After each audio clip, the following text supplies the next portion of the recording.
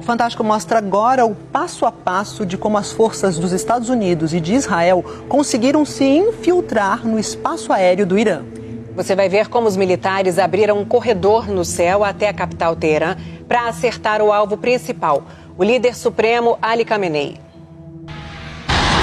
Esse é o sistema de defesa antiaéreo iraniano, um dos maiores do mundo.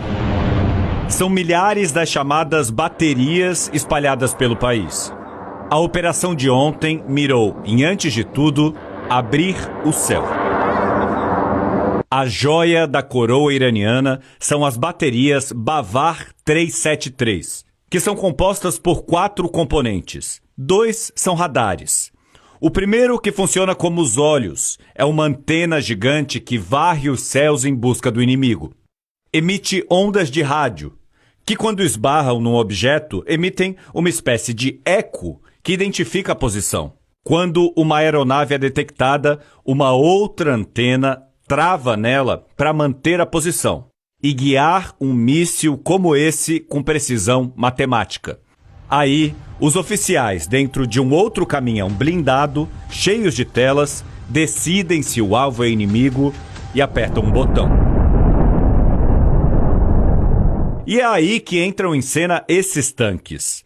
Cada bateria pode ter até 8 desses, que se posicionam e lançam o míssil de defesa. Mas as inteligências israelense e americana estudaram o sistema nos últimos anos e criaram um plano para desativá-lo cirurgicamente. A grande estreia de ontem foram os novos drones americanos, chamados LUCAS, a sigla em inglês para Sistema de Ataque e Combate Autônomo de Baixo Custo. Custam $35 mil cada. Ironicamente, foram inspirados num modelo de drone desenvolvido pelos próprios iranianos, o Shahed 236, usado largamente na guerra da Rússia contra a Ucrânia. Os americanos capturaram um desses drones e fizeram a engenharia reversa. De acordo com o Comando Central americano, centenas deles invadiram os céus iranianos como um enxame. Esses drones são capazes de ficar totalmente parados no ar por até 6 horas e estão conectados entre si, cada um deles com 18 quilos de explosivos no seu interior.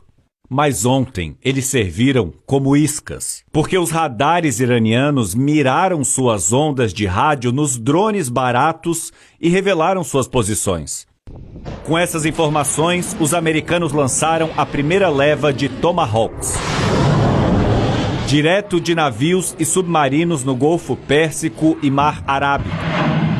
São dos mísseis mais avançados, com um motor de avião e sistema GPS e de imagem. Levam 450 quilos de explosivos. Os Tomahawk voam a 30 metros de altura, seguindo as linhas de montanhas e vales, e foram mandados para destruir as bases depois que elas expuseram os seus sinais de radares.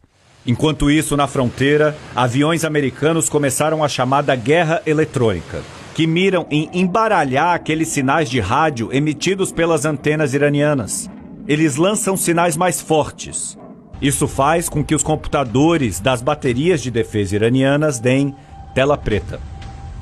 Foi aí que 15 minutos depois entrou em cena a frota dos 200 aviões israelenses.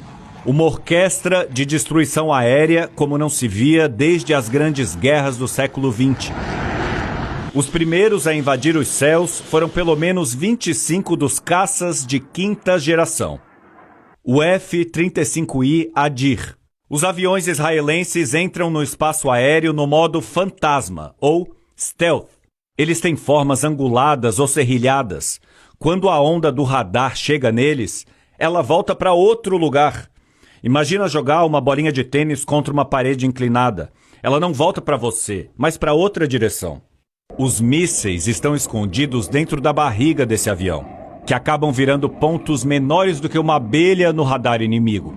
Além disso, esses caças são capazes de se infiltrar nos computadores iranianos, não para desligá-los, mas para fazê-los pensar que está tudo bem, enquanto as bombas já estão caindo. David Deptula é tenente-general veterano da Força Aérea Americana. Já foi chefe de vigilância e inteligência e um dos estrategistas da Operação Tempestade no Deserto, na Guerra do Golfo, em 1991.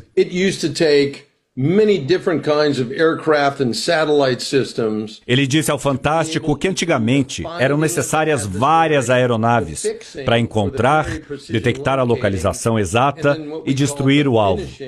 Mas hoje, todas essas habilidades estão nesses caças de quinta geração.